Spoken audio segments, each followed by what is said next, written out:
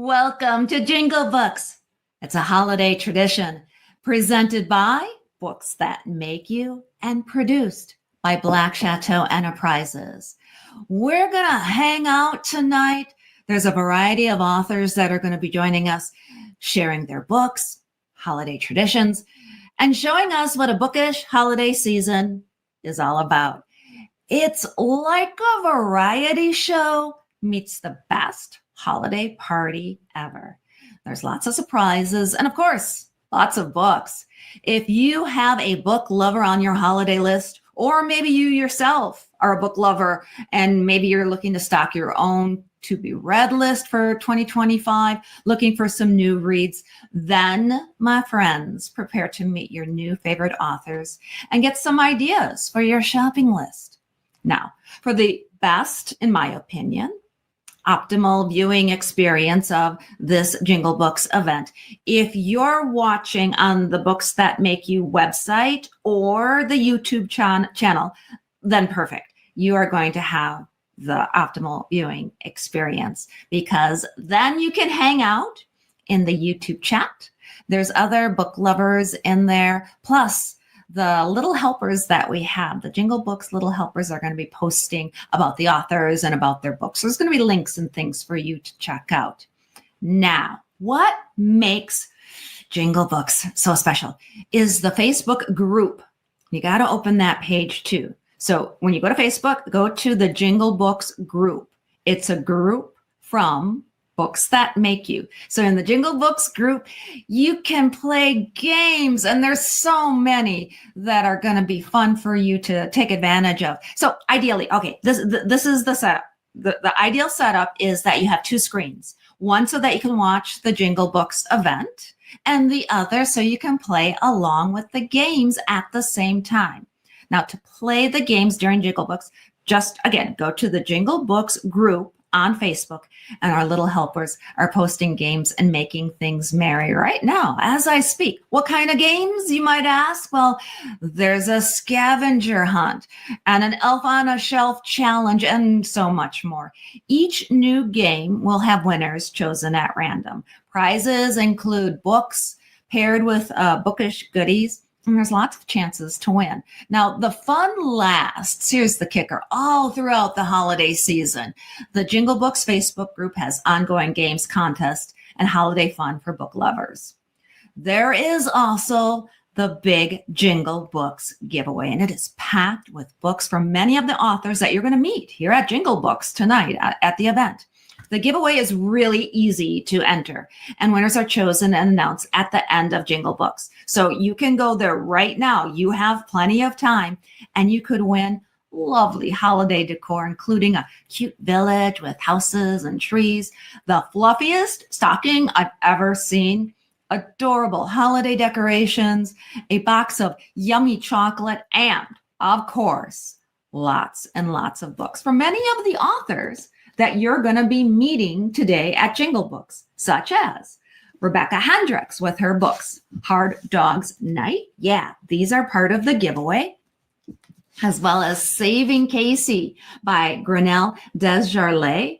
Buzz, as he's known, that is part of the giveaway. There's also Bravish by Lisa Niver, N-Word by Kieran Paul Brown, Lost in Tennessee. Okay, I need two hands for this because it's a 2-book series by Stacia Moffat, as well as Mellow Your Money by Mick Heyman, and everybody's favorite by Stephen Joseph, illustrated by Andy Case, Snoodles in Space. So again, you can enter to win these books and so many more bookish prizes when you go to the Books That Make You website. Go to the win page. That's where you click. And you can enter right there or watch in the group, in the chat. They're posting the links right now. So we make it super easy for you to enter and win. Again, winners announced at the very end of Jingle Books, the event tonight. Plus, don't worry, we'll email you too. But that way you know for sure and you get the excitement of knowing right away if you're a winner. So enter now. Plus, there's more. Doing so means that you're also going to get the virtual holiday stocking. Yeah, this virtual holiday stocking is delivered directly to your inbox after the Jingle Books event tonight. And it is stuffed with goodies from authors, again, like you're going to meet during Jingle Books. Lisa Niver, the author of Bravish, she has a special invitation for you. There's also going to be a free download of the prequel to Rebecca Hendricks's Hound Dog series. Grab Hound Dog Beginnings and get whisked back in time to the 1950s and the rock and roll era. There's also an advanced reading copy of Sarah Winoker's highly anticipated forthcoming Ivory Bones. That's right. You can read a copy, an advanced reading copy, by requesting it from the Black Chateau NetGalley page. The link is going to be in that virtual stocking. And get an advanced review and be able to read that book before it even hits the shelves. Plus, you can get a great deal on the 2-book Lost and Found in Tennessee set from Stacia Moffat. And if you're an author, there's a special savings offer on editorial book reviews from Books That Make You, and so much more. Remember, if you're entered to win the giveaway, then you'll also get the virtual stocking. Or you can also, if you don't want to enter the giveaway, but you want to get the virtual stocking, you can simply go to the Books That Make You website. And on the newsletter page, all you need to do is sign up there. And not only will you get the virtual stocking, but you'll receive the monthly Webby Award-winning Books That Make You newsletter. Because you know what? At Books That Make You, we do fun bookish stuff all year long. Now, let's start jingling some books, shall we? Our guest host is the prolific author and organizer of WriterCon, William Bernhardt, along with live stream producer and co-host, James Curtis. Take it away. Hey, guys. Hey, James. All right. Hey, how's it going? Great. Ho, ho, ho. Yeah, well, welcome to Jingle Books. Yeah, I'm getting there. You. I got a nice, comfy hat on, a nice sweater, trying to get into the winter a little that's bit. orange, though, dude. It's Christmas. Come on. Oh yeah, I don't know. I don't own the. I know. I meant to go to the store, but I didn't do it. Well, I told you before we started that if I just thought to move my chair to the other side of this table, we'd have this lovely Christmas tree in the background. But I didn't think of it in time. No, those lights would probably be really distracting anyway. So. Yeah. No, it's better with the books. It's more on theme. Yeah. Tell the audience a little bit about yourself before we get started with our first guest. Oh, gee whiz. I'm a writer. I've published 65 books to date, I think. I might have lost track. Who knows? But my first book was published in 91. Done a lot of thrillers, but for that matter, I've done young adult and 3 books of poetry that I'm very proud of. And a picture book and 10 books on writing. That should be mentioned given our topic. And a Christmas book, which is hovering over my shoulder, The Midnight Before Christmas.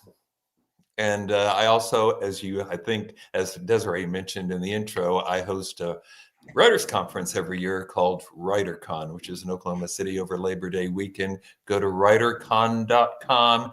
This would be the perfect Christmas gift. Back me on this, James. This would be the perfect Christmas gift for the writer in your life, right? And if you do it right now, you get the 2024 early bird prices. So, come on. Absolutely. Love that. Awesome. Thanks for kind of laying your work out a little bit more. Yeah, I thought about trying to write an intro for you, but then I looked at the body of your work and I was like, I need Bill to tell us on his own. Fair deal. Well, what about you? Let's hear your bio. Oh, we'll get to me at the end. We gotta get going with our first guest, actually. So, all right. But before we do, I do want to say that as a reminder, I know we just heard it on the video, but you can still enter to win the pack of books plus holiday decor. You get a lot of stuff there. So make sure you get rolling with that. And we're going to move that stuffed into our stocking. That's the fluffiest stocking you've ever seen. Are the hosts precluded from participating in the games? I would say just do it anyway, or have a friend do it. I can do it in a side window or something. Oh, yeah. Laura! No, I won't do it. Yeah. There are ways around it. All right, so we're going to roll into our first guest. We're starting off with Mick Heyman. I'm going to go ahead and bring you on. Mick is the author of Mellow Your Money, and he is going to read from his book and give a short lesson in tarot card reading and hopefully tell us what 2025 might look like, which we're hoping is going to be mellow. We're hoping. How's it going, Mick? Yeah. Going great. Yeah, Thank you, James. Yeah, good. Well, yeah, thanks for coming on. Did you want to start off with your reading? Sure. I just thought first to say happy holidays to everybody and glad to celebrate with everybody Christmas. here. And yeah, I thought I'd start off with the short reading, and then we can, that might be a good segue to the second part when we use the trusted tarot to hopefully give us a clue to the new year. So Yeah, first with the reading, it's from my book, Mellow Your Money, How to Surf the Market and Build Wealth Without Stressing Yourself Out. This is from chapter 4, The Man Who Did Everything Wrong and the Man Who Did Everything Right. War? Who wrote down war? And the speaker looked around the room, implying some idiot wrote down war. I was the idiot in question. I slunk down in my seat. I was attending an economist luncheon, and though I was no great fan of economists, I found every bit of information potentially valuable.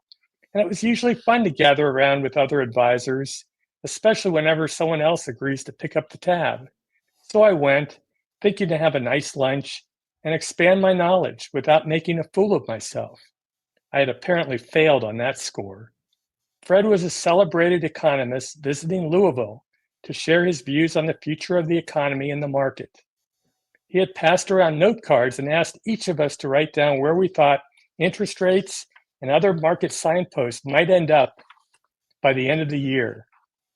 He also asked us to write down what we thought might be the biggest surprise of the year. On my note card, I wrote war, and for some reason that really tickled the expert. War?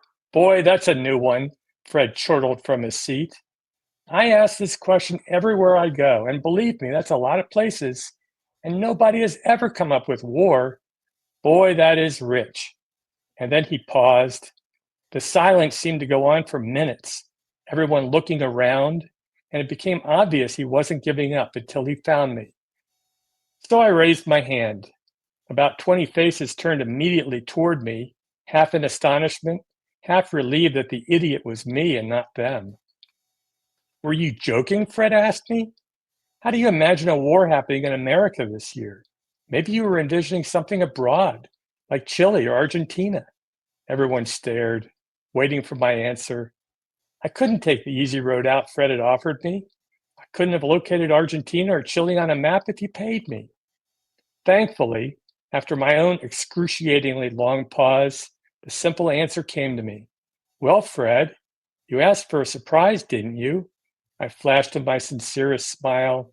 I have no idea why we would end up in a war. That's why it would be a surprise. Mercifully, Fred moved on. He'd had his fun with me and I was forgotten.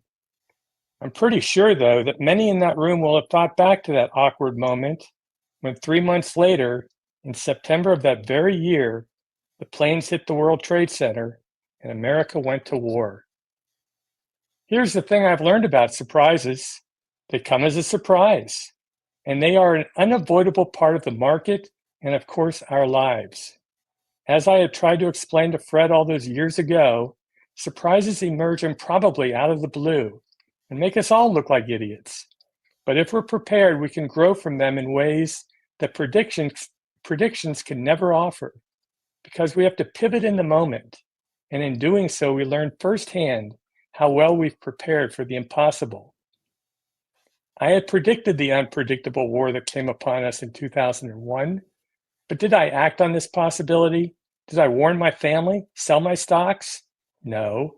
My prediction was just a fun and somewhat embarrassing story about how stupid I looked at an economist luncheon until the impossible happened on that horrible day. The fact is that although there are always things to worry about, seldom do the things we fret about actually occur. It's always the one thing you don't predict, the one detail you forgot to attend to that ends up coming back to haunt you. It's also hard to predict whether a particular event will turn out to be a negative or a positive in the long run. Only time will tell you that. Inspiring words you can take to the bank. My life has been filled with terrible misfortunes, most of which never happened. Michel de Montaigne. So that's the reading. And now that I've read about how unlikely it is to predict a surprise, I thought let's try to predict one, or at least look at what might be facing us in the new year. I learned a little bit about the tarot years ago when I enjoyed taking various offbeat adult classes.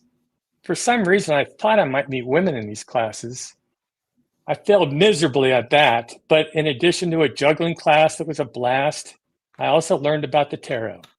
And even though I don't use the deck to necessarily predict the stock market or even events in my own life, I found it useful to creatively look at my life, and often it has inspired me to see aspects of my life that I would not have seen without the help of the cards. And occasionally I've found them to be surprisingly prophetic. Even Carl Jung, one of the pioneers of modern psychology, had said the tarot can connect one to their own personal unconscious. So let's see what the cards might be telling us about the new year. There are 78 cards in the tarot deck. 22 cards are called the major arcana. Those include many that you may have heard about in movies or about cards like the Fool card or the Hangman or the Death card. The other cards are called the minor arcana, and these are represented by 4 suits, similar to a regular deck of cards. The potential meanings of the cards are actually much different than what you might expect, and I found the symbolism stretches back over centuries. Now, to make things simpler, because of time, we're just going to use the major arcana cards. Also, there are many ways to, quote, throw the cards, but again, for simplicity, the easiest way is to deal out 3 cards. One for putting the past in perspective, one for understanding more our present circumstances, and one for revealing potential future alternatives. It's important, too, to ask a question. I'm going to go ahead and ask one for myself, but each of you can consider how this reading might apply to your own lives. My question is, what surprise might we be facing in 2025? Now I'm going to briefly shuffle the cards. No magic tricks here. And we'll see what happens. So the first card I'm going to pick is called the World card. I'll explain each one in a minute. Let's shuffle again. And the next one is the Fool card. And the third one, the Future. What does the future bring? The Magician. So let's briefly define each card and see if they tell us a story. The World card is actually the card to celebrate your success, maximize your potential. Think of the triumphs and tribulations that have come along your path. The Fool card is actually one of my favorite cards, and think of childlike enthusiasm, new beginnings, taking risks, embracing your impulses. And finally, the Magician. The Magician speaks of someone being clever, in control, manifesting your objectives, and the ability to use one's skills well. So what's this potential story here? Well, in the past, we've got the world. We've got the potential of looking back at ourselves and thinking about what success have we made, making sure that we harness those successes, looking to the future, and there's a good foundation for us in the past. Now, what's happening currently? It talks about the Fool, about new beginnings, about taking risks. And so potentially looking into 2025, maybe this is a time for us to follow our impulses a bit, to take a risk, to leap into the unknown as you see the Fool. And finally, the Magician. And here we're thinking about using our personal power and manifesting our objectives. And I guess the story here is, if we're willing to take that leap into the unknown, I think it's telling us that we all can find success in 2025. And it's a very optimistic reading. So anyway, I think my time is about done, and really appreciate the opportunity here. Yeah. And wish you all happy holidays. Yeah, I appreciate you coming on, Mick. Thank you. Thank you, guys. That's fascinating. All right. Well, My rolling wife right also in, yeah. reads tarot cards. I don't know if you could tell I was kind of surreptitiously trying to text her under the table, like, tune in, you'd like this.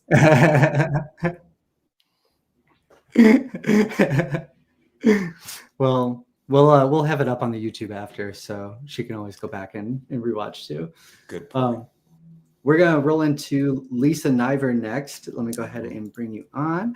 Lisa Hello. is the author of the epic award-winning. Hello. Lisa is the author of the epic award-winning reinvention and travel memoir Bravish, and will share tips and secret getaway locations for holiday travel, along with discussing what it takes to stay fearless after 50. Hello, Lisa. How are you today? Hi, happy holidays. It's so great to be on with you guys. Good to see you too. Thank you. Thank Yeah. you. I like to travel too. I can't wait to hear what you have to say. Thank you. Well, I love what Mick was saying about how it's time to leap into the unknown, because that's basically all I ever do, leap away. Congratulations on all your books. That's a huge accomplishment and a conference. Well, I've been at it a long time. So That's great. I got a head start. First book in 91, I think, which was 2 years after I trekked the Annapurna Range in the Himalayas. This is for you. And now, 30 years later, my son, Harry, just finished doing the same thing. I mean, how's that for cool adventure travel? Oh, I love when families adventure together, because I get questions about that all the time about family travel. And I don't know if you can tell, I'm in a beautiful suite here at Secrets Bahia Mita. I'm outside of Puerto Vallarta.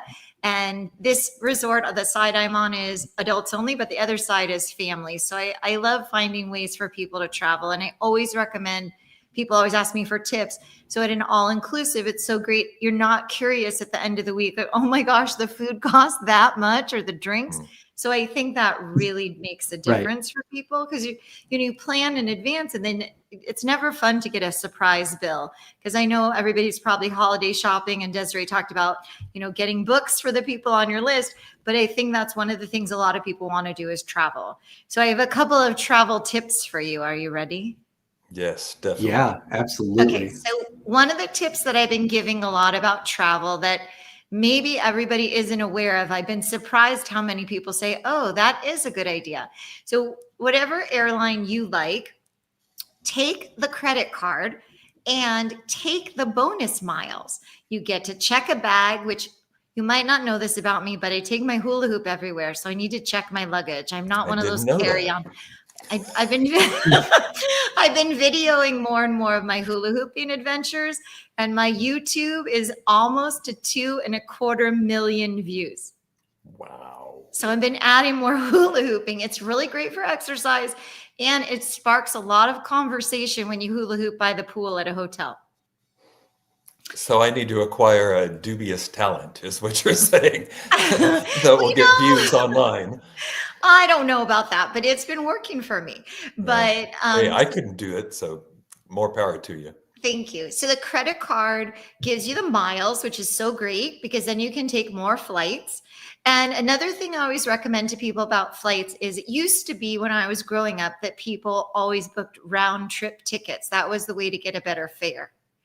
And people still believe that the best way to get a great fare is to book round trip. And in fact, I do not ever book a round trip ticket. And most of the time I don't fly out and back on the same airline. So some people are really tied to, like, oh, I'm a Delta flyer, I'm a United flyer. And it is true, if you're extremely loyal, you do get more points, you might get more upgrades, but I care what's the most direct route. So when I was just in Philadelphia for my Penn reunion, and the best route is on American Airlines. And my friend is a Delta flyer, so he didn't fly direct, and then they lost his luggage. And I was like, well, is that really better? Yeah. He said, I could see my wisdom. So my other thing I always like to tell people is to make sure when you travel that you really need to use the F word. And of course, that would be flexible. So when you're in the airport and your flight gets delayed, or you're on the road and it's very busy, if it takes an extra hour or two, it's still really important to stay calm. I noticed when I was traveling right before Thanksgiving that everybody seemed really anxious in the airport. So I would like to remind people, please pack your own snacks. It is no fun for anybody if you're traveling hangry. They don't serve great snacks anymore. And maybe there's going to be a long line. I'm always amazed to get to the airport and the Starbucks line is like an hour. Right. So take care of yourself. If you need snacks, pack your snacks. If you need a blanket, bring your own. You got to take care of yourself when you're traveling. So I think that's really important. Are there some snacks that you can't get through TSA? I mean, other than like street drugs and stuff, but I mean actual snacks that you can't take through security? Often, it depends what you pick. Like sometimes I take a hard-boiled egg and a muffin, and there are times certain scanners don't like hard-boiled eggs. It must be the wrong consistency. And so sometimes they open my bag and they're like, oh yeah, this is fine. But I've been surprised, like a little cup of yogurt, they never stop me for that. So even though it's liquid and liquid-ish. Over 3.2, yeah. I have like a brave-ish and a liquid-ish. But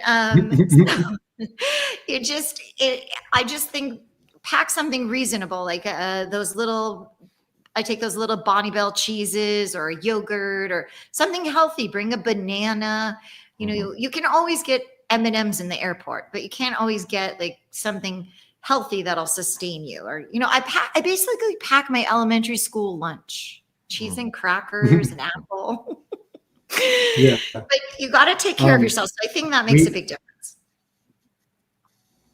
We did get a question from the audience that I'm also very interested in finding out, which was, how did you find your way into the niche of traveling and doing the travel writing?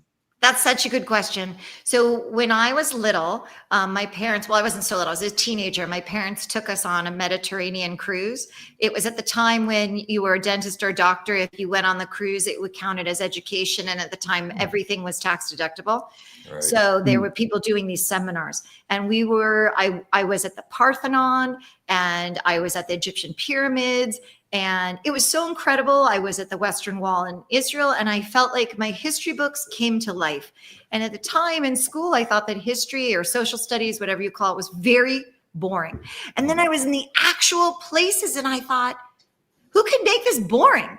And that just created this huge desire for me to want to travel more. And I ended up studying one whole summer in Israel in high school. I studied a whole semester in Jerusalem in college. And after I finished school, I actually started working for Club Med because I was like, oh, I really like living in the dorms, and I really like traveling, and I really like scuba diving, and they're going to pay me. So that's how I got started in traveling. And then the writing just kind of happened. It made sense that there was a way to make it happen. And then for my book, I actually did 50 crazy challenges before I turned 50 after my divorce to reinvent myself and start my life again.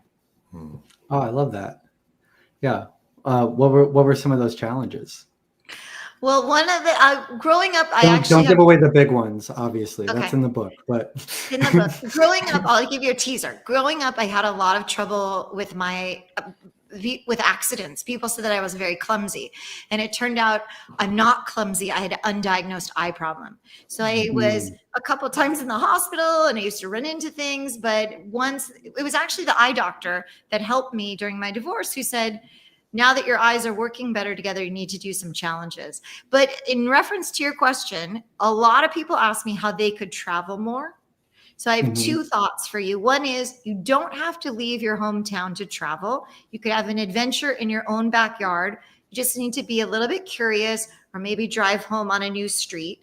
And the other thing I have that is part of the giveaway is that I have a new new class called Travel Writer 101, and we are giving access to everybody to my class so that you can get started on your journey of being a travel writer this holiday season.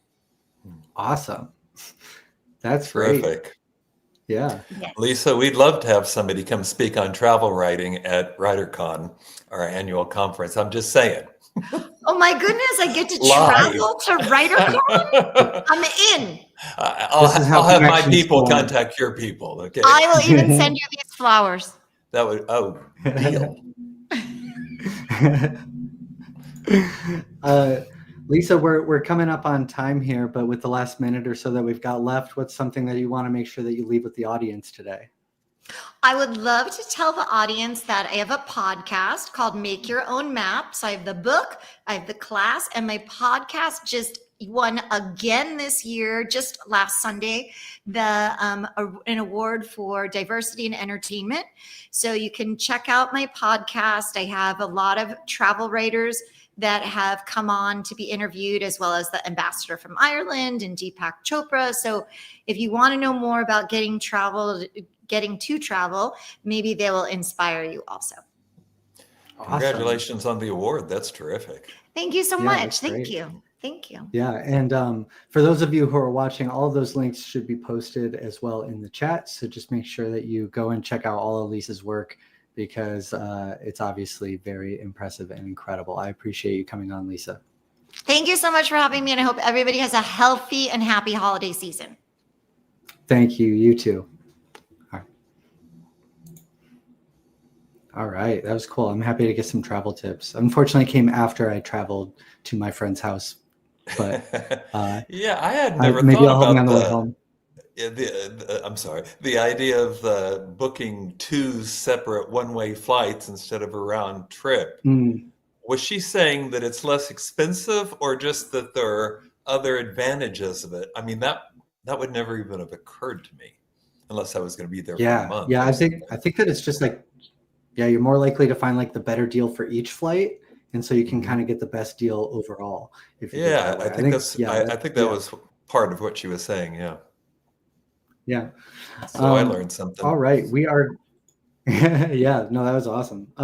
We're gonna keep rolling with Stacia Moffett. Hi, Stacia. How are you? Hello. Stacia is the author of the Lost and Found in Tennessee series, and is here to share her memories of her family's Irish Christmas morning breakfast in Nashville in the 50s, which I'm really excited about. I just moved from Nashville, so I'm excited to hear all about it. This is 2 books. Oh, yeah, perfect. And grandparents are a part of these books, just as dogs are a part of these books. And so I have to share this Christmas memory. I was growing up in Nashville. We lived across town from my grandparents, and my cousin's family also shared in the Christmas. So we gathered at my grandparents' house and on Christmas Eve, and we would be greeted by the little Pekingese dog at the front door, Dusty Dawn, and she could not be let out because she would run like a streak straight across the busy highway, but she was a great participant in the family. And we would first look for the Christmas tree. The Christmas tree would have been a red cedar that was cut on my uncle's farm. And red cedar is very prickly and very fragrant. So it was always a special treat. The Christmas decorations were antique. And there was one Santa that we always looked for. We weren't sure he was going to make it year after year because his cotton was pushing out, but he was still there, supported on the branches. And next to the Christmas tree was the chimney and the fireplace and the mantle where our Christmas stockings would be hung up. My cousins and I were maybe 4 to 8 in age. And so this was a real special Christmas event for us.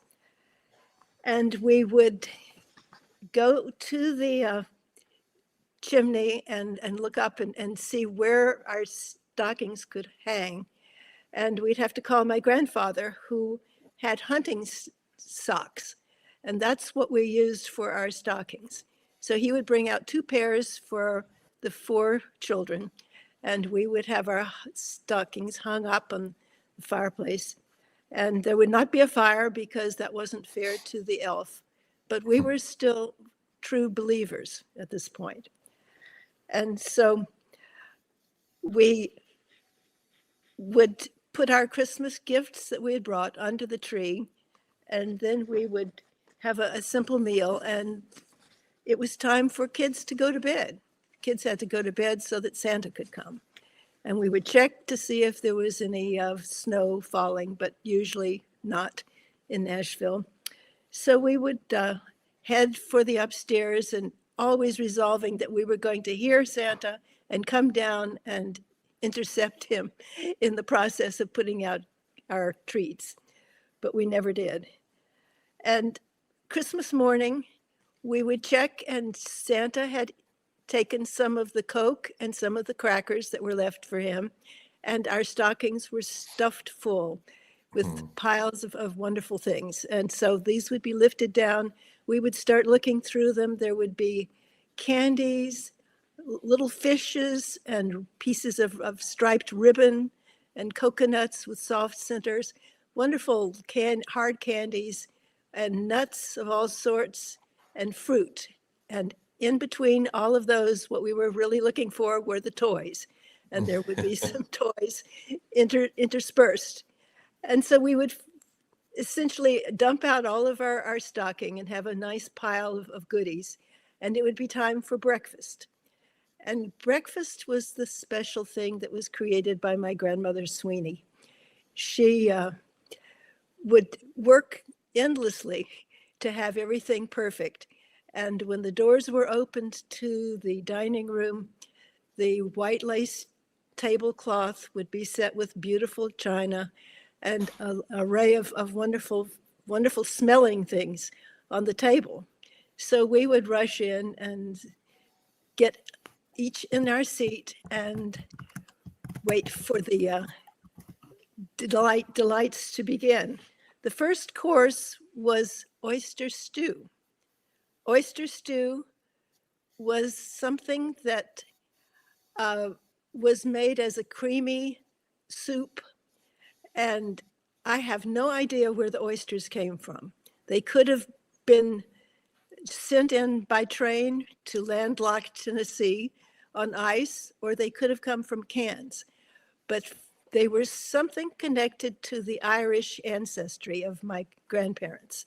So both of them were happy to have the Irish stew as part of the Christmas morning. And the next course was the poached doves. My grandfather contributed to the Christmas breakfast by going out and hunting for weeks and weeks in advance of Christmas, so that the doves could be accumulated, so that every person had a bowl with a poached dove in it. Meat of wild birds is always dark meat, but this was tender nevertheless, and it was possible to pull it off the bones, and it was delightful. I liked that much better than the oyster stew, but I didn't let on. I had to like everything. And after the doves were served, the next course was the main course, and in that we diverged from an Irish tradition to a Tennessee tradition. The Tennessee tradition was spiced round. The spiced round was this dark pink meat that was sliced, and when it was sliced, it was polka dotted because it had had spices inserted into the meat. And I was told that the tradition in Nashville was triggered by an event in the Civil War. There was a shipment of beef that had just arrived in the Louisville and Nashville train station when the train tracks were blown up. And so it couldn't be shipped out. The meat was at risk of spoiling. So they called all the chefs in from the Nashville hotels. And they said, help us do something with this meat. And one of the things that was approached was for the larger pieces of meat to be drilled with, I don't know what kind of a drill they used to drill out meat, but they had to have channels, and they stuffed the channels with the fat and spices, salt and spices. And it was coriander and allspice, dill, bay leaf, all kinds of things that were apparently able to preserve the meat. So they had natural preservatives in the spices. And the meat could be saved till Christmas time. And the tradition of having saved that meat was something that they celebrated when I was a child. So I guess you can still get spiced round. It's a German recipe, but it was not very appealing to a child. It was very spicy, but with pickles or preserves or biscuits, it was still good. And we also had ham and other things to eat. So there was a bountiful breakfast, and we all complimented my grandmother and my grandfather for providing this. And it was in many ways a shared tradition that provided us kids with a sense of belonging, a wonderful sense of having traditions in the family that we were a part of. And for my grandparents, sweethearts from adjacent farms who had married and established a very happy family, it was a tradition that they loved to have us all there for Christmas morning. So that's my memories of what it was like at Christmas time. Yeah. That was just lovely. Thanks for sharing. Yeah, I appreciate you sharing those with us. In the little bit of time left, is there a single message that you might want to leave with our audience to say goodbye? All of your links to your work and stuff will be posted already, but anything you want to leave them with? I think I want to say that grandparents are very important for children, and it's really wonderful when they can contribute to the lives of their children. And I put that in the books. It's there, and it's a part of my life as well. So I love that. I wish everyone a Merry Christmas. You too. Yeah, you Merry too. Christmas. Yeah. Merry Christmas. All right. Bye. All right, that was lovely. Let's go ahead and keep rolling. We got up next is Scott Ryan and Becca Moore. So I'm going to go ahead and get them added onto the stage here. Scott and Becca are authors of the Book Fest award-winning Massillon Against the World. They're here to discuss the importance of snowsuits for cold football games and also using memory boxes for your reading. What are you doing, Becca? You're wearing the snowsuit. I thought we were going to do layers. I thought you said we were supposed to wear our snowsuit because we were like, what? Where's your snowsuit, Scott? Don't you have a snowsuit from like 1985? Yeah, of course I got my snowsuit, but I thought we were doing layers. So I got my blanket, I got a hat, I got a hoodie, I got a shirt underneath. I mean, what are you wearing the snowsuit for? I thought that's what we were talking about, snowsuits. And look, it's like bright orange. Ah, my goodness. Oh, hello, everyone. Hello. I do have a picture of Scott's snowsuit if we want to show that. Yeah. Oh, yeah, you have to show the a snowsuit. I like snowsuits, just for the record. So Mine's better. Yeah. 1980, 1981, sure. maybe. I've had that snowsuit my whole life. I wear it to all the games when it gets cold. And Becca made fun of me for the first couple years, and now what does she have? Her own snowsuit. I do have my own snowsuit. It got cold. Yeah. So our book is Massillon Against the World. Mm-hmm. Oh, there we go. I was trying to censor it. Yeah, I understand. It's the cover that's too hot for the internet. Yeah. Okay. And we wrote it together about the season last year. And for those who have not heard of Massillon, Ohio, it is known for high school football.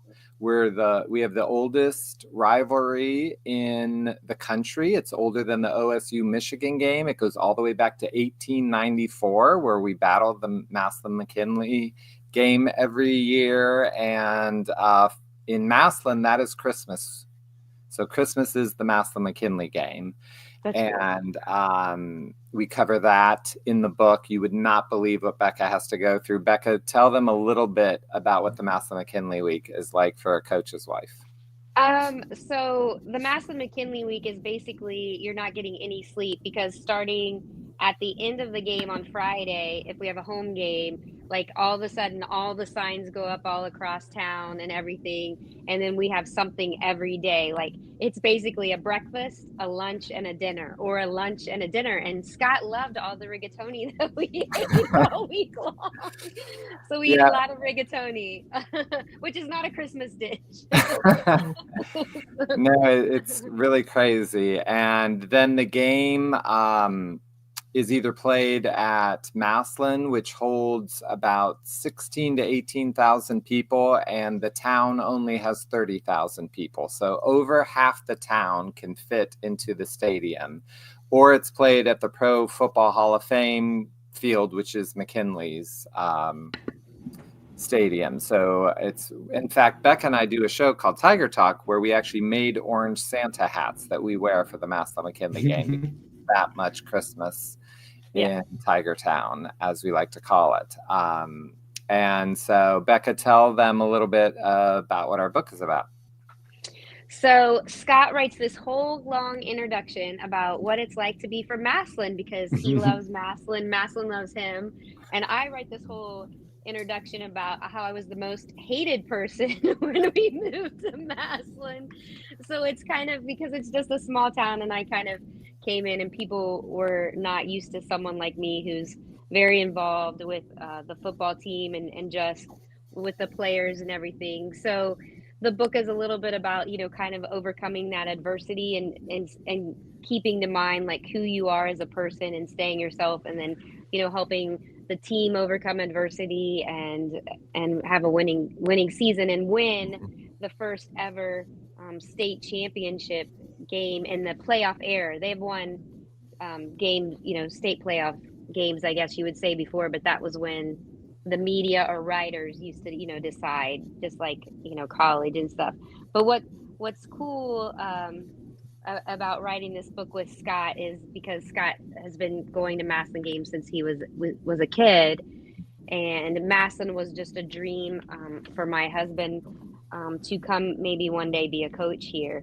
So it's pretty exciting. Yeah, so Massillon had won the state championship 24 times, and then I was born.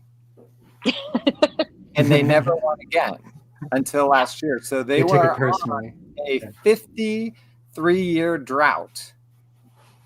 And I always thought it was my fault. So I had never got to see them win. And, this was all I ever wanted, because I grew up in this town and that's what everyone cares about. And so at the state championship game, which we cover in the book, we interview all the coaches, and you get to see how they achieve this goal that, this whole town was just waiting for. And it happened. We won the state championship. And I was so moved, I couldn't speak. And if any of you have seen my performances on these things, me not what usually happens.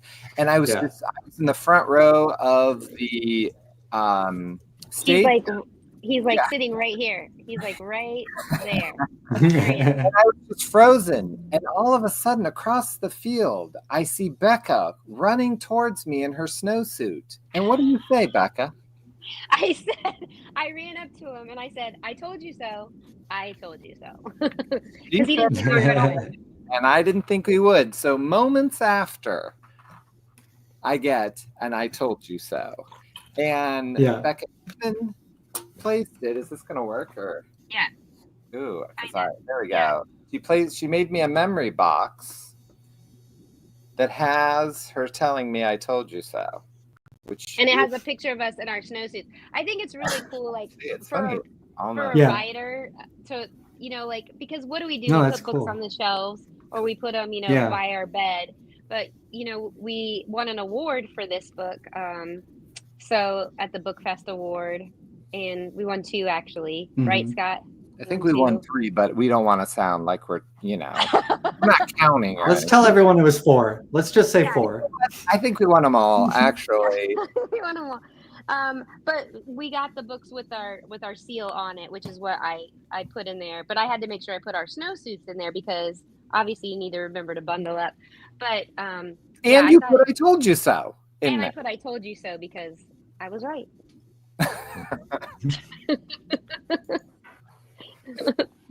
So, yeah, I mean, I think this is a great book for people who,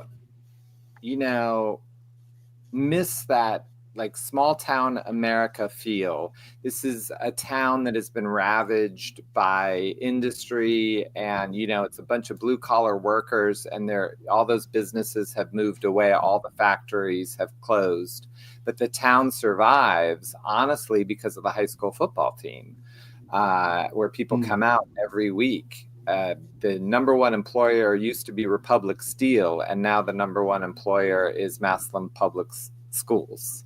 Yeah. So the town has certainly changed, but that desire for football has never changed. Yeah. We did get an audience question. They want to know how it works working together with sharing ideas with each other for creating a work like this. So that is a great question, and I love that question. How we work together. So actually, how it all started was Scott was working on a book with another author for 15 for 15 because he thought we were going to win that year, and he was like super excited. So they did a book, and it was 15 weeks. And so I wrote in that book about the Massillon McKinley week, and how it's Christmas in Massillon, and then just kind of like what that week was like for me. And so when we became friends, and then we started doing our show, our YouTube show, Tiger Talk. And then as you get to know somebody, you kind of understand like how they write and they work. And so when the season began, I called Scott and I said, Scott, I think we're going to win this season. I mean, this is it. Like, we're going to win the state championship. I think we're going to go undefeated. It's going to be crazy.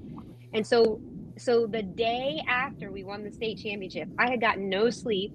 Obviously, 7,000 people were downtown. We had the sheriff's hat. Like, I learned what it was like to be we had to be escorted by the sheriff, like onto the stage, off the stage, because there were so many people. So wow. Scott and I met at a Tremont Coffee the next day, and we started making our outline. But really, I think, just bouncing, if you're working with somebody, just bring both your perspectives to it. Like everybody has a unique perspective and everybody's different. So like I have an insight because I'm obviously married to the head coach, and Scott's been a fan forever. So whatever it is you're liking, like I heard somebody talking about traveling and you said, I wish I, was traveling too. Like you would have a different perspective because that's what they do. But you want to travel. So I think it's just combining your perspectives and then just working through those different things and then tying them together. And that's kind of what we did. We would write, tie it together, write and tie it together. And mostly I just did whatever she said. That's not true. Awesome. Yeah. Well, thank you. Yeah, I really appreciate you guys coming on and telling us more about it. It sounds like a really interesting book, and I'm excited to get to read it. Yes, please do. Yeah. And check us out on YouTube, Tiger Talk, during the season, and we'll have a special spring version because I'm becoming the head coach for girls flag football. So maybe we'll write a book. Awesome. Yeah. Next one. Sounds great. Yeah. Yeah. Yeah. Happy Thanks holidays, so much for coming you on. guys. Have a good one. Yeah. Happy Thank holidays. you. Bye-bye. All right. We're going to move right into Rebecca I thought you'd say Hendricks. Hi, Rebecca. Hi. Hi, Rebecca. Hey there. Rebecca Hi. is another veteran who's been with us before. She's here today to, first of all, let me say she's the author of the Hound Dogged series and is here to read a short original story, a Hound Dogged Christmas Tale, which has been written exclusively for this event. This is a Jingle Books. How cool species. is that? Yes. Yeah. Yeah, I thought it would be. I thought your line, James. You know, I thought it would be a good opportunity to, show some, highlight some characters that are coming up in the book. The Barnhard house has been talked about in the second book. It's where Ronnie lives. Ronnie is handicapped, and he was, sent to the Barnhard house by his family that didn't want to deal with his handicap. So he lived there since he was 3 years old. So in the next book, the third book, you get to know a little bit more about Barnhard House and about some of the residents that live there. So this story revolves around Lyle, who's one of the residents there. He's a young boy, about 7. So. Okay. Perfect. All right. Let me go ahead and get you the presenter screen here. Oh, okay. Here we go. There we go. It's Come me. We're almost there. Bill, go ahead and read the story for us. Yeah, right? Yeah, go ahead. Yeah. Take it away. All right. So, okay, here we go. I'll do my best to do this correctly. Anyway. Okay. 'Twas the week before Christmas, and in the main room, the children of Barnhard House gathered to trim the tree's bloom. But off in the corner, a small boy did sit, watching snowflakes flurry and flit. Memories of a Christmas past, a treasured scene replayed, a moment of warmth and happiness before the light decayed. His brother, his sister, a sled they would ride, down a bumpy hillside they would drift and glide. Then in the evening, gathered round the tree, the family sang carols filled with glee. But those times were gone, like a storybook rhyme. A disease left him, weakened, bent, and alone in his mind. Prisoner of a chair, with wheels he did sit, watching the world turn, a stranger in their midst. Christmas joy was for others, never again for him. If Santa existed, how would he know what gift to give? When out of the gray, a blinding light sliced the night, making way for a Cadillac, its chrome shiny and bright. Emerging from the car, a striking man did appear, his dark red coat trimmed in white, soft as cashmere. Quick as a flash, he rapped at the door with an urgent resolve that could not be ignored. Who could that be at this time of night? A soft voice inquired. How did they get past the gates? Miss Mulligan asked, her voice full of ire. Not waiting for assistance, Miss Mulligan strode to the door. Followed close by anxious children, she opened the door. Good evening, Miss Mulligan, the stranger said with a bow. Forgive the late hour, but I've come to share a gift for a boy whose story is rare. Miss Mulligan, in her usual manner, brought him up short. Who are you, and how did you pass through the gates? Explain yourself now. There's no time for debates. You question my presence at this time of the season? I'm here for the boy. I assure you there's a reason. It does not matter to me what errand you're on. The fact is you're trespassing, and I want you gone. Intimidated by the sharp tone, the stranger gently pushed her aside. and dropped down on one knee. Tiny faces gazed at him. He acknowledged each one with a smile. Do you know where I might find Lyle? The children pointed to Lyle alone in his chair. His shy eyes grew wider as the stranger drew near. Hello, young man. I believe you are Lyle. Lyle looked up, and although he couldn't answer, his gaze was enough. The stranger bent forward, a glimmer of fondness in his eyes. His cool hand touched the small cheek and wiped a tear aside. Why are you crying on a night such as this? Is there something you're missing? Something that no longer exists? Lyle's eyes drifted downward to regard his immobile limbs. The stranger's gentle finger lifted his chin. You see my car? It's parked just outside. A friend of yours whispered, you might like to take a ride. Lyle blinked in disbelief. Could he possibly go? Did he dare to believe he could ride through the snow? The stranger laughed. I will assume that's a yes. Miss Mulligan's mouth opened wide, an intent to protest, but a strong, reassuring hand set on her shoulder convinced her that would not be best. The stranger picked Lyle up, wrapped him up good and tight. An amazing adventure he was about to go on that night. Thank you all for your kindness, the stranger declared. I think Santa left a sack of presents for you all to share. Whisked away to the car, the stranger set Lyle on his lap. Placing his hands atop Lyle's, he gave the wheel a tap. We'll steer together, he said with a grin. Just hold it steady and let the fun begin. Lyle's small hands guided the wheel with care as the car rolled forward through the frosty air. The stranger's touch kept the ride smooth and true, while Lyle's wide eyes took in the magical view.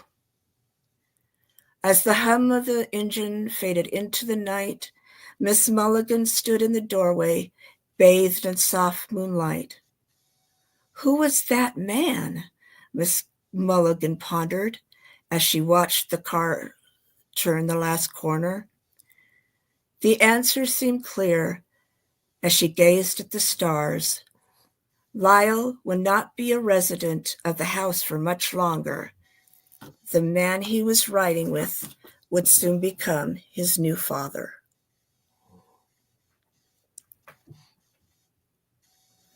Wow, thank you. Yeah, thank you for that. And this is the debut presentation, right? Yeah. Fantastic. Yeah. It was wonderful. I enjoyed sharing it. How long ago did you complete this to have it ready to share with us exclusively today? About 2 weeks ago. Oh, hey, yeah, that's awesome. Yeah. No, that was great. I love it. I wish I would have had. I didn't practice much more. Oh, no, it's great. Is it going to fit in with the like overall Hound Dog universe? Yes. Yeah. Like I said, Barnhart House becomes more of a part of book 3. Where you get to meet all the residents and their stories become a little bit more to the front. And Lyle is in the 3rd book. Yes.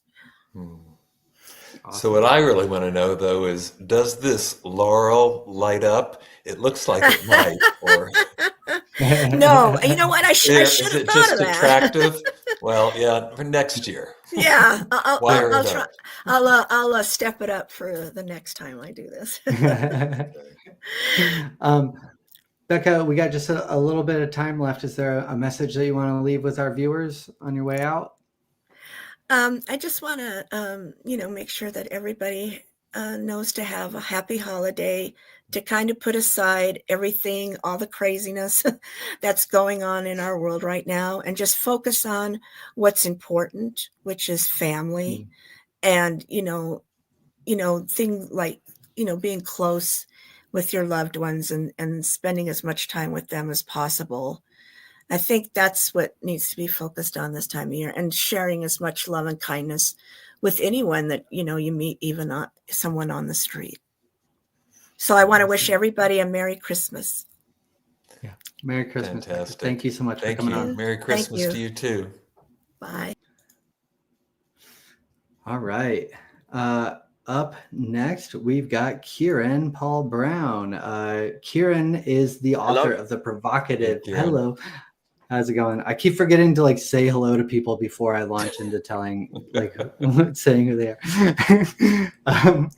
Kieran is the author of the provocative new novel Inward, and is here to read a passage about the daring exploration of identity and discuss emerging American insecurities. How's it going, Kieran?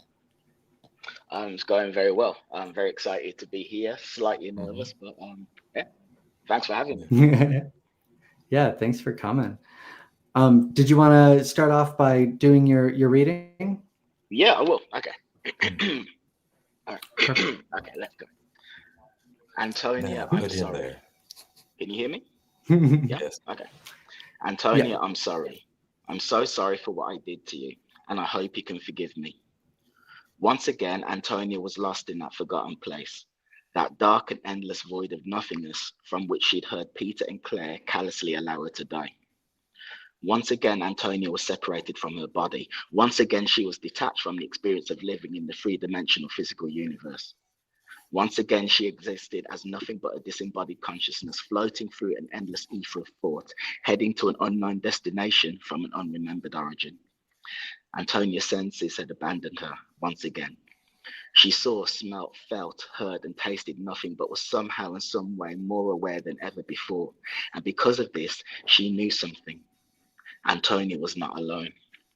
She felt a masculine presence all around, one she'd known for many years but hadn't felt for decades, one she'd hated for all of that life but still missed more than the deserts miss the rain. That same masculine presence which now felt surprisingly warm, loving, and remorseful. I'm sorry, he repeated.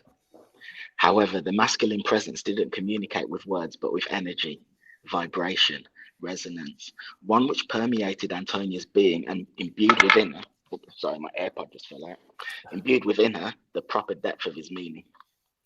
I harmed you in ways no soul ever should do to another, and I want you to know that it wasn't your fault. I take full responsibility. Antonia had never felt such affection from him before. His thoughts warmed her spirit and shone a healing light on her soul, one which illuminated that dark chasm of nothingness all around and transformed it into a bright expanse of love. I wasn't good enough for you, she thought in response, tearful energy flowing from her being in all directions. You hated me, she added. That's why you did those things against my will. That's why you degraded me. No, he replied. You couldn't be any further from the truth. It wasn't you I hated, but myself.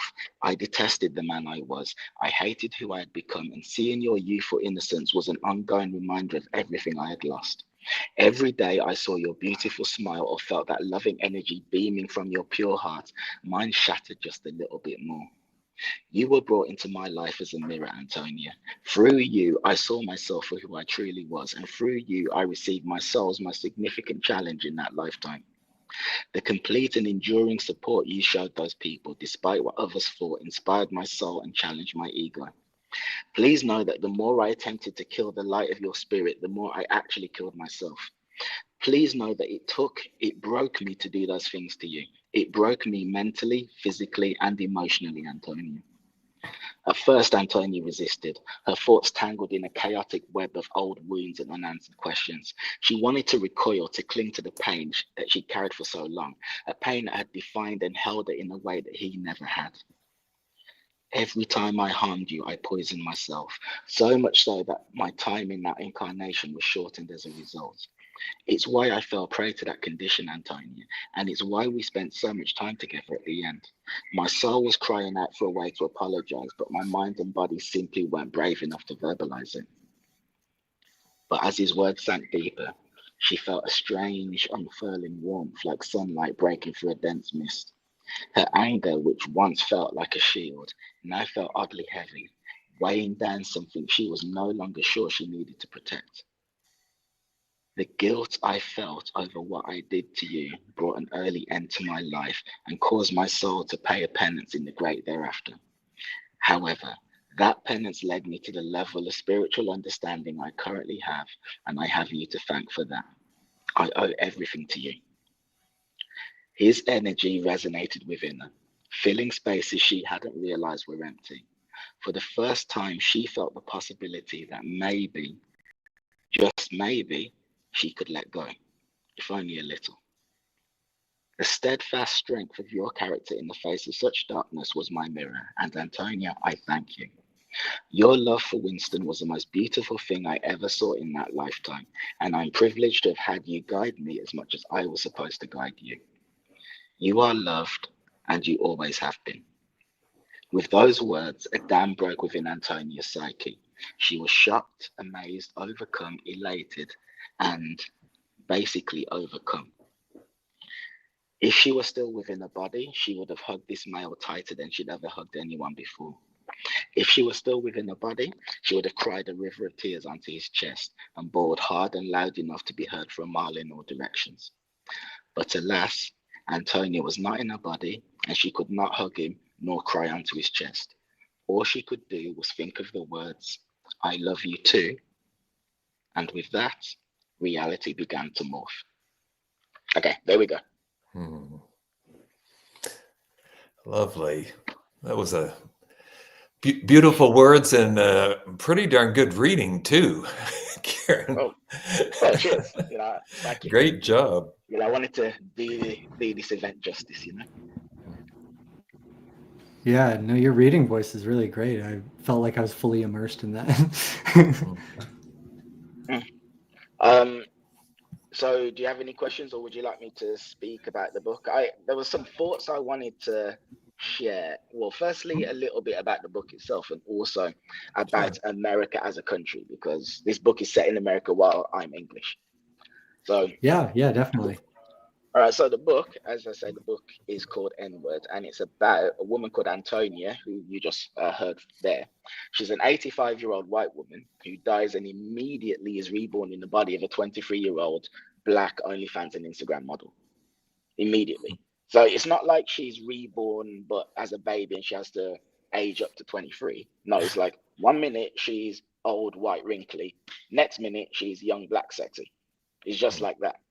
And the book itself follows Antonia in 2 timelines. The first timeline, she's in her original white body in the 50s and 60s in civil rights era America.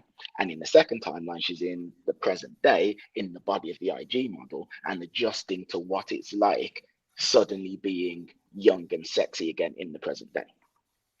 And it's a deep book, it's erotic, it's dark in places, it's spiritual, as you can hear, and it's essentially been written, honestly, I mean, I'm sure this might sound cheesy to say, but written with love. I've kind of put my heart and my soul into this book itself. Sounds like it shows. Oh, well, thank you. Appreciate it. So now about America. Right. About America. So I'm 42. And I grew up in the 80s and 90s watching more American TV shows and movies than British shows. And to be honest, that's actually still the case. And if you guys remember, I mean, the image that you got from America in the 80s, 90s, and maybe the noughties to a degree was America is the absolute best, the shining beacon on the hill, that fantastic land of hope and glory and dreams and all this kind of stuff. And I, alongside pretty much everybody who was my age at the time, just believe that 100%. Totally. Because you watch all of the best looking people you'd ever see wars in Hollywood films. I'm seeing people in Baywatch I'm not seeing living down the road from me. All of the best, all of the coolest things to see, all of the most beautiful places, they all seem like that. So I just kind of believed it completely. Then, of course, September the 11th happened. And before September the 11th, I didn't even realize there were places in the world that didn't like America, as I'm sure lots of people felt the same way. I had no idea. And that opened my eyes to the idea that actually there's factions of the world that really didn't like America as a country and had massive issues with it. When I look at how Americans seem to feel nowadays, it's a little bit sad because, like, while the swagger that you guys used to have was, I guess, I mean, like, at the end of the day, America is just a country and you guys are just people. And there's no reason why you'd be better than anybody else, really and truly. There was that level of confidence and pride, which doesn't seem to be there now. So now when I look at Americans, for the most part, like in TV, movies, etc., they seem to be apologizing for being American.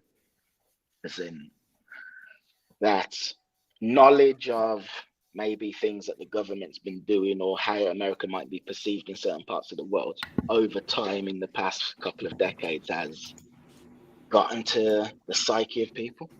And now Americans don't have the same level of pride that they used to have about being American. That's what I see anyway. And that's something I wanted to bring up. Gotcha. Well, Kieran, I appreciate you coming on. That's actually time. So I wanted to say thanks for coming on, and we got to move on to the next people, but I really appreciate you coming on and reading your book and telling us about your thoughts. All right, cheers. Thank you. Thanks again for reading. All right, moving on along. Up next, we've got Grinnell Buzz Desjardins. Did I pronounce that correctly? Desjardins. You remember? Desjardins. Like fine wine. Beaujolais, Desjardins. There you go. Yeah. Buzz is the author of Saving Casey and is going to discuss the annual holiday party his grandparents would throw for members of a small Montana Indian reservation, which I'm really excited to hear more about. How's it going today, Buzz? I'm doing well. I hope you guys are doing well and I'm having a good day. Fantastic. Yeah. Thank you. Yeah, absolutely. Tell us about this Christmas tradition that you had. Yeah, actually, our Christmases were rather quiet on the reservation, and I would spend holidays with my grandparents on the Rocky Boy Indian Reservation on my mother's side. Interesting, because on my father's side was the Blackfeet Reservation, which was 100 miles to the east, actually. So in the wintertime, there was not much to celebrate. That small Montana reservation is about 40 miles south of the Canadian border. So in the wintertime, it was pretty cold. And it seems to me back then, we're talking back in the 1959, 1960, dating myself. I was about 9 or 10 years old. And the actual celebration was on New Year's Eve. And what they did, as I remember, they had an old log house, and it stood up on the side of a hill. And you could drive down to it from an upper road, or you could drive up to it from a lower road. And in the wintertime, no one could go either direction. They had to park down below the hill and walk up to the event. But things started early on New Year's Eve morning, I remember, and that cabin back then, we didn't have any running water. They had just brought electricity to the reservation. So we were heated with a wood stove, and all the events of the day and the cooking was done on an old monarch wood stove. Mm. And me and my cousins that were staying there during the holidays would stay up in the little attic of the log cabin. And it was cold. It was very cold. And I could hear my grandfather rummaging around down there really early in the morning. And the coal bucket was going, and he was filling the stove with coal, and he'd get the coal started and then put the wood in and get things going. I think my cousins were awake too. No one wanted to get out of bed because it was so doggone cold. It was like your covers had frost on them. But eventually we warmed up a little bit, and then my aunts and my grandmother got up, and you could hear them banging around down there and getting ready to do what they were doing. Then you could smell some things start to cook, and we'd slowly get up, me and my cousins, and then we would we had our list of chores to do, we had to go down and get water. Water was about a 200-yard trek down the hill and across the way to a fresh spring. We'd have to break the ice out, fill the water buckets, and help one another carry those water buckets up the hill, slipping and sliding all the way, because there was always snow on the ground, and it was somewhat pretty deep usually. And once we get our chores done and we chop wood, bring some wood in so we could get the stoves going and keeping the place warm. And my grandmother was an excellent cook, and it was like the old style type of cooking. They would bake bread in the monarch and do all that sort of thing. And they had a garden in the summertime that they would grow all these wonderful things, all these vegetables and all these things. Potatoes were all homegrown. Everything tasted so good back then. The root cellar below the log cabin was always stocked full of vegetables and all those things from that fresh garden. And so we also had venison and beef that was in a salt tub. Meat was all salted. That's how you kept it fresh. So all of these wonderful things started cooking, and they would make provisions for creating what we call bullets. It's like the imitation of a bullet. It's an old traditional thing. In a war, someone ran out of bullets, and then so they started the idea we'll make our own bullets. And so they're like little hamburger balls in a mixture of soup. Very traditional. We still do that today, even though we're not on the reservation. So we would make sure the water was kept well stocked, and just help out where we could. And for the rest of the day, we would go outside and play, me and my cousins. And there was plenty of hills around. We had an old, I think an old 52 or 53 Chevrolet hood. And we would, like 4 or 5 of us, jump in that hood and slide down those long hills. Never mind the razor sharp edges. We could have cut ourselves to ribbons at any given time, but that's what we did. And we just had a ball. Around nightfall, and when all the stuff was laid out, the tables were put together, and this cabin wasn't that big. The tables were put together, like all the mismatched dinnerware was set in place, and all these wonderful smells were coming about. And this invitation was reservation wide, and people would come from all over. And one group would come in, and as kids, we'd go down with a flashlight, escort everyone up the hill, one group, and then escort them down. And everyone was, of course, already a little bit happy, if you know what I mean. And everyone got in, and some people brought their own instruments. Folks back then loved to play the fiddle, harmonica, and some loved to sing, and some had guitars. And so there was always something going on during that thing. So the groups everybody was having a good time talking about what they did last year, how good it was or bad it was, and what the hopes were for the next year. And somewhere in there, my grandfather would step in and always add a prayer in as time went by. And everybody just had a great time, and I'll never forget those times. It was just an amazing thing. And people just kept coming all through the night until, 12 a.m., and my grandfather would break out a bottle and pass it around. He never drank, neither did my grandmother, but it was always available for their friends. Some people showed up, drove. Some people walked if they were close enough. Some rode horses. People dressed differently. Some were very formal, with even a tie for back then was quite something. Some had work clothes on. They had just gotten off wherever they were working at. And others wore various bits of Indian regalia, and some were too happy. But everyone had a great time, and I always just remember that, and it strikes me as today that tradition is gone. It just doesn't happen anymore. No one's ever taken that to heart and continued that tradition. I don't know what the deal is. It's like the further we get into life now, it's like those wonderful things are just gone away with. Dear memories to me. Those are just some of the things that that I always think about around the holidays and around New Year's. And I still do some of the traditional things with some of the things that we cook and enjoy those things still. So. Yeah, I was just going to ask, like, what elements from that time do you still try to make sure to incorporate in your life and in your traditions?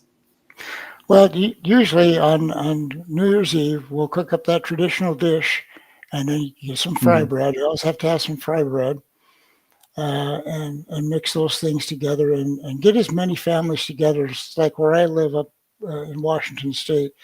I have some cousins that actually live not too far away, and we always make it a point to get together on New Year's. And sometimes I'll go over and see my brother over in North Idaho. I have a large family over there. And we get together, do the same thing. You know, get together and relive the past year, what our hopes are for the future, what our challenges are, and, you know, and just to share our love and enjoyment with one another, and be supportive and share our lives and things like that. It's a great tradition. I just love doing that. Yeah. Well, fantastic experience. Yeah, absolutely.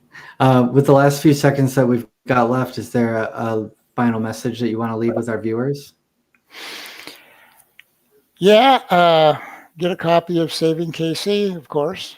www.savingkc.com.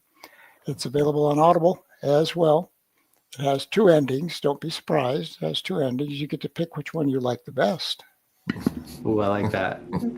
I'm always wishing it was a different way, so now I get to have both. There you go. All right. Well, Buzz, thanks so much for coming by, and I hope that you have a great holiday season. We'll talk to you later. Yeah, thanks for sharing with us. Take care. Thank you. Bye-bye. All right. And we've got just 2 left. We are going to bring up Laura now. Laura Bernhardt. Hello. How are you? James, you didn't tell me you were going to have any beauties. What a deal is this? You silly. You look especially good there, posed in front of all my album covers. Your album covers. Right. Yes. Your favorite spot. Yeah. So is it Laura or Lara? Lara. Okay. Thank you. The Tomb Raider. Mm-hmm. Yeah. Like okay. Superman's Gotcha. mother. Like Superman's mother. But I'm named Yeah. after the character in Dr. Zhivago. His doomed Okay. Gotcha. love. Yeah. Laura Bernhardt.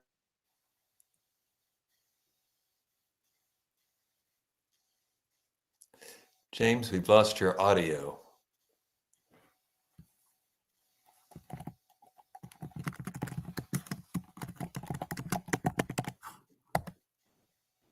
Hold on. Am I back?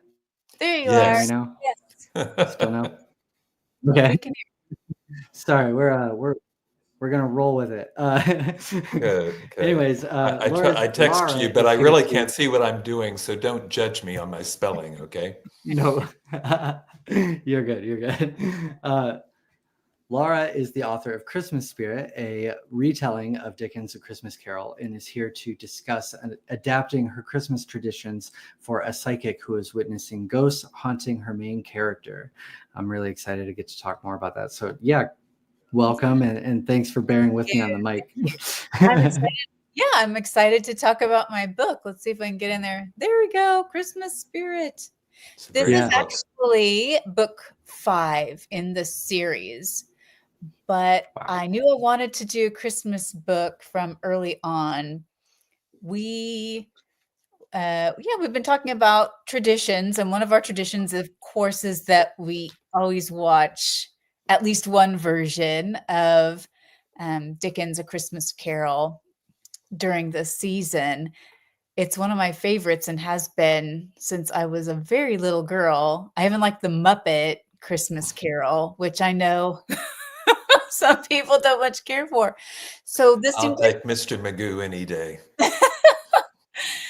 This really seemed perfect when I was trying to decide what the story was going to be, what was going to be her investigation for the Christmas story. It just hit me all of a sudden one day, and I thought it's got to be a version of the Christmas Carol. So it's set in New Orleans, and there are a lot of characters that you will recognize from the original story, but updated and modernized.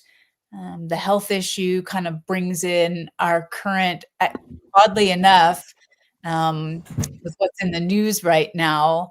There's a parent with a child and is dealing with health insurance issues with the child. So it's kind of topical as well. So the main character is being put through the ringer, and my main character, Kimberly, is actually able to see the spirits that are plaguing and disturbing him, and kind of helps him through what's a terrifying situation to him. It also continues on the story that's a through line throughout the series as well. So we've got a couple of stories woven in throughout it, and ends with a little bit of a twist. And my bad. I should have had the next one out by now, because everyone's waiting to find out what happens. Yeah. What holiday I'm gets wondering the if theme you- for that one? Well, actually, the next book is going to be a Valentine's Day. It's the Valentine's Day episode. Ooh, okay. I'm wondering if you did you come across any cool new information about this movie that you've loved for so long while you were writing the book? Like, did you do a lot of research into Christmas Carol? Well, Bill actually studied Charles Dickens' works when he was in school. Okay. So he's a good resource right there, the original, because he is such a big fan of Dickens. I think I probably lifted my favorite bits out of it and tried to decide how to more modernize them. And then we had been to New Orleans. Bill and I had been to New Orleans. And so I set it there. We were there around Christmas time, and I absolutely loved it. And I thought, well, here we go. This is where I want to set it. Each of the episodes is set in a different location. Kimberly Wantland is a psychic and has become a celebrity. Think like Ghost Hunters, with a little bit of X-Files tossed in as well. But she travels around and investigates reported paranormal activity. And the benefit is that she can connect with those spirits, try to figure out what it is that's causing them to be restless, what's distressing them, so she can help them resolve their issue and move on. But this time she actually runs into someone who's not going to, isn't even seeking resolution, so they can't be placated, and it's all tying together. There are 2 more books in the series. That's awesome. Yeah. What other holidays have you covered?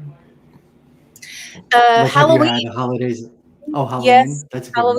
Halloween and Hannibal, and then Christmas Spirit, and then there will be the Valentine's Day episode, and then there will be the series finale. And that'll be St. Swithin's Day or something. What's left? No, this is the much promised showdown at the home she grew up in, her childhood home, where her mother passed away inexplicably. No one was ever able to explain how. And actually, in Christmas Spirit, we get a little bit more information about that. Ooh, okay. Little teaser. Little teaser. We got to have we went to Cafe Du Monde when we were there. So of course that's in the book. I put a lot of the fun things that we did into the book. And I also wove some voodoo into the book a little bit. Tarot. Yeah. I understand there was a tarot reading earlier. Yep. Did you get a text? Because I already told them. Yeah. Yeah. Do you feel like that's like a process of kind of like getting to unpack and appreciate more an experience that you've already had, like getting to write about a city that you visited and have like fond memories of, and in those places in there? Is that kind of like almost like writing a journal for you, like kind of expanding it?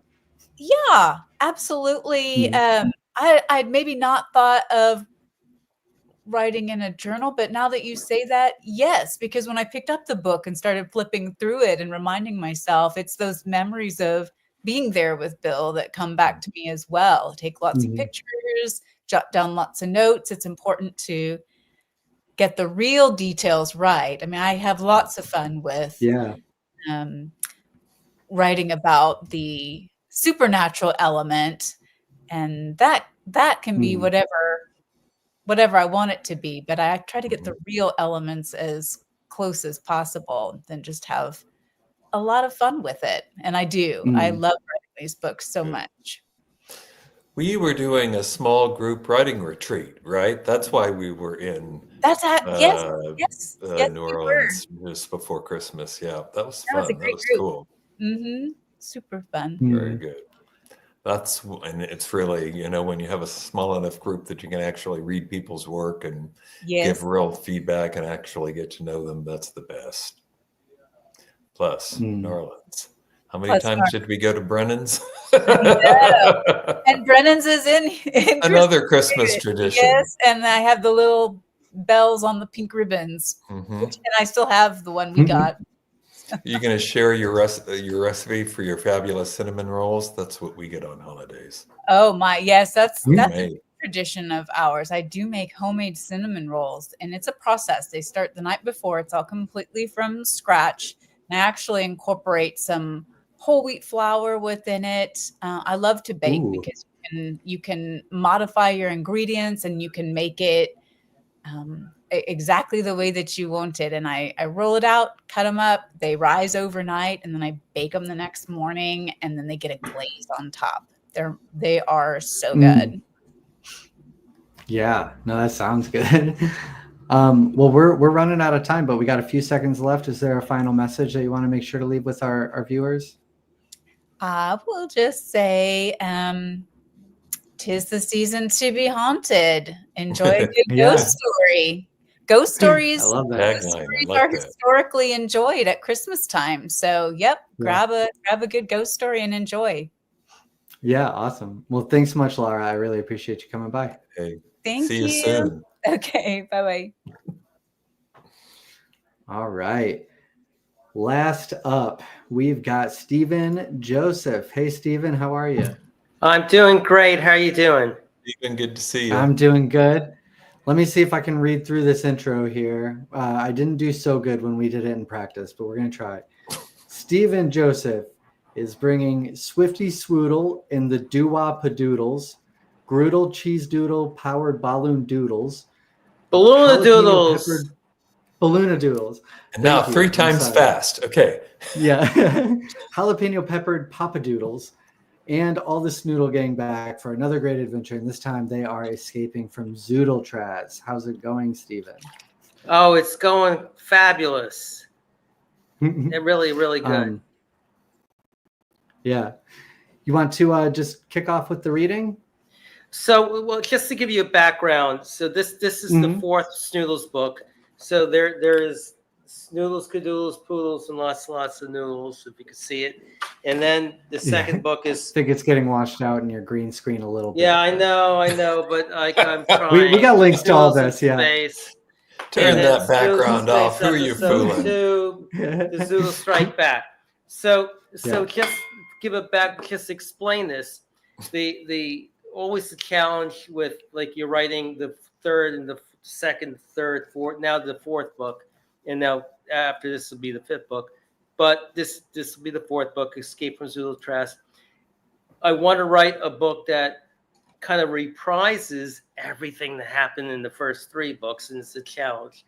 And then it still could be a standalone book that you don't have to read the first 3 books, and you can still enjoy this book. So the last book I had this movie theme where, like previously in Snoodles in Space. And this time I'm having there's this parade, and the mayor gives the state of the city speech. So that's kind of what I'm reading to start. My illustrator's drawing up the stuff right now. So next year, this book will be out, but you'll get to have the reading now before the book comes out. So that's what I'm doing. I'm at least the beginning. I'm not giving the whole thing away. Don't worry. Sneak preview. Yes, that's what I'm doing. Yeah. We're getting a lot of exclusives today. Yes. So I got you all set. Feel free to go ahead whenever you're ready. Okay, so I'm going to start. Good morning. I hope you have all enjoyed our first annual Wackadoodle Thanksgiving Day Parade. As you all know, I am Mayor Penelope Politoodle, mayor of this fine city of Noodleham, where the air is always clean, the skies are always blue, and today our rivers, our lakes are free of gruel. This is the city of heroes. First and foremost, we have Herbie Stoodleman, who invented the snoodle that runs on noodles and provides wholesome noodle meals to all of our citizens. Those days of driving in Groodles and Krautmobiles are long forgotten and a distant memory. We also have Sour Kroodleman, whose invention of the prickly peppered purple propulsion powered pickle has allowed us to venture into galaxies far beyond our own. We have our talented children as well. Brianna Brainy Brutal and Ricky Rockadoodle help free their parents. Norman Noodle and Sally Strudel, who were held captive by the Zoodles, and with their assistance helped prevent the Zoodles from vacudoodling Earth's entire supply of noodles. Frippy Fruppy Fruddle and Whippy Whiny Woodle, though they had the unfortunate accidents at Chunky Chockadoodle's Candy Doodle factory turning into a Papadoodle and a Slimadoodle, helped prevent all of us becoming willy-nilly noodles and dilly-dally doodles. They also should be credited with getting the Zoodles to vacudoodle all of the gruel from our fair waters. We also have to thank our heroes for creating Noodleham's fabulous attractions that draw people from around the world. The Snoodle Cadoodle Noodle Art Museum, built by Herbie Snoodleman, has the world's largest display of noodle art. Sour Kroodleman graciously gave us the prickly peppered purple propulsion powered pickle museum of space exploration. And my favorite, we all love Frippies and Whippies, Fruddle, Water Woodle, Aquadoodle, Marine Aquarium. And since we are providing rocket science and brain surgery training to the Zoodles, and with our great citizens Norman Noodle and Sally Strudel spending their valuable time teaching the Zoodles, not the noodles, how to make delicious noodle cakes and pies, we can now live in peace with the Zoodles. Heck, we even had our first Earth Zoodle intermarriage with Droodle, the poodle, and Doodle Cadoodle getting married. That is despite the fact that Zoodles do not permit pets on their planet. We could only expect an exciting new year in Noodleham. And now the story begins. So I could do the second part. I have not giving it away. I have a second part.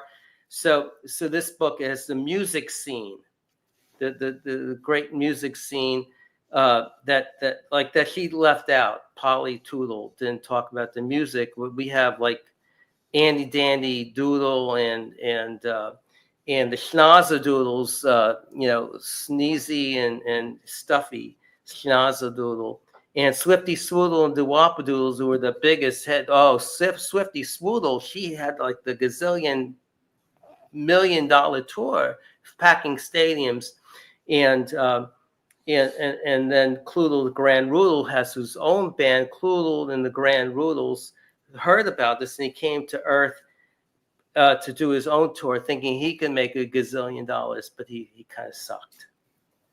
He was really bad. And then he had to go back. The tour is canceled. It's just, and he wants revenge. It's just, I don't know this revenge thing. I don't get it, but people, the Zoodles are big revenge kind of people. So. What are the Zoodles seeking revenge for? It's just being embarrassed. Cloodle, the Grand okay. Rudel. If you're the Grand Rudel, you have to be the Grand Rudel. You can't look silly, stupid. You can't be like, people can't be throwing noodles at you. They can't cancel the tour on you. They can't call you a snoradoodle. It's just like, it's not a good look. Yeah. Basic everyday stuff. Yeah. So do you work from a script, or did these words just flow out of you like a fountain? Or I wrote this drug-free, no drugs at all. So and sometimes I don't believe it. I want to test. No, but I run, and then I have it's like dust collecting. Just once I have an idea, and then there's other ideas. And the nice thing about the books, creating this world, and the world gets bigger and bigger and bigger, is actually more. The stories are easy. It's just trying to write something that, what's he talking about? Trying to rehash what already happened. So that's the biggest challenge. But other than that, because there's so many different things happening, and these characters have different, these huge personalities, and they're crazy, it's easy to come up with kind of another crazy story. Yeah. Okay. You maybe make it look easy. I doubt if it actually is. Yeah.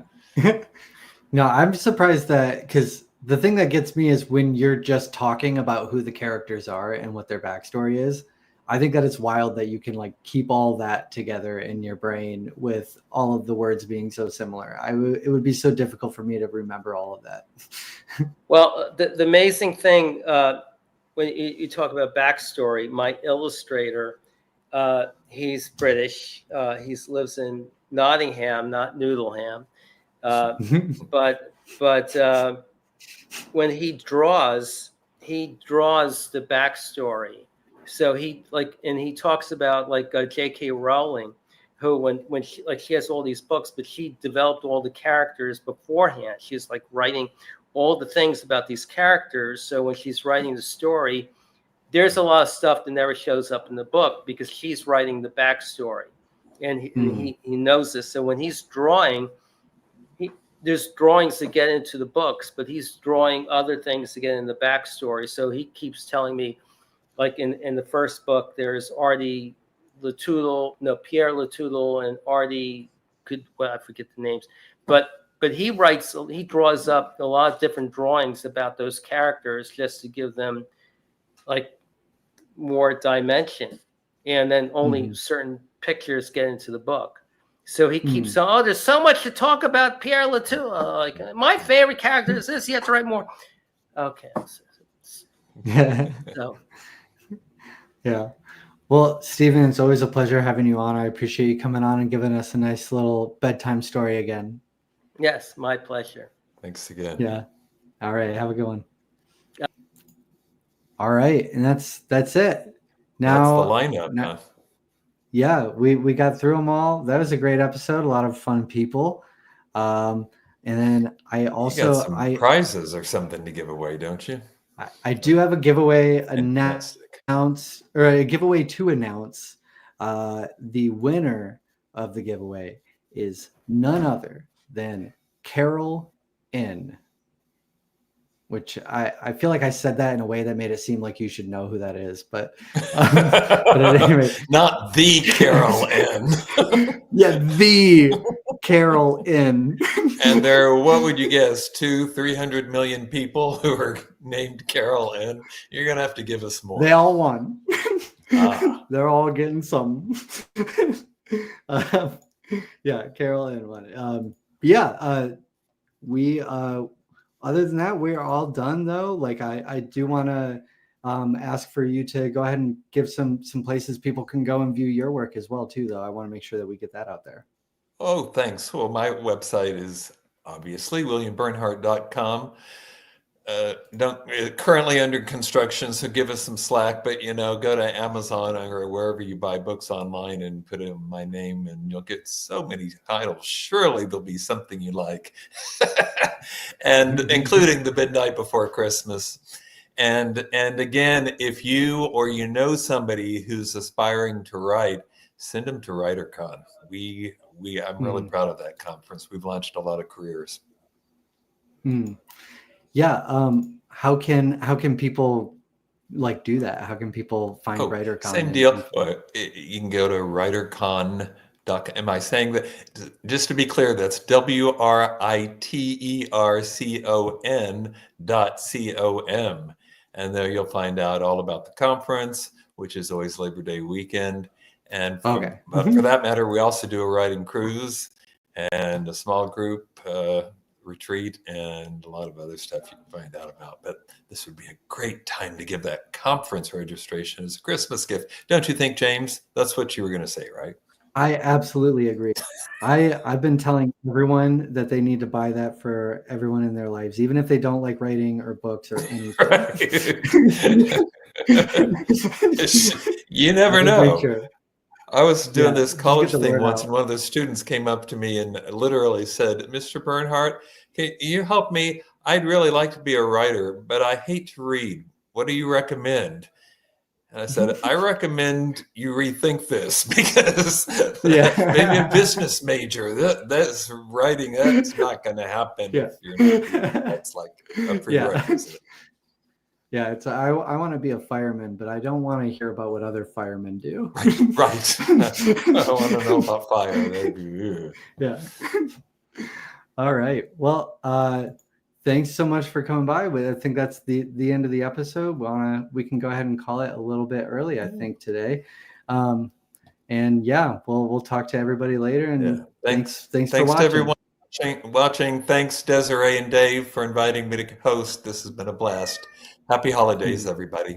Yeah, happy holidays, everyone.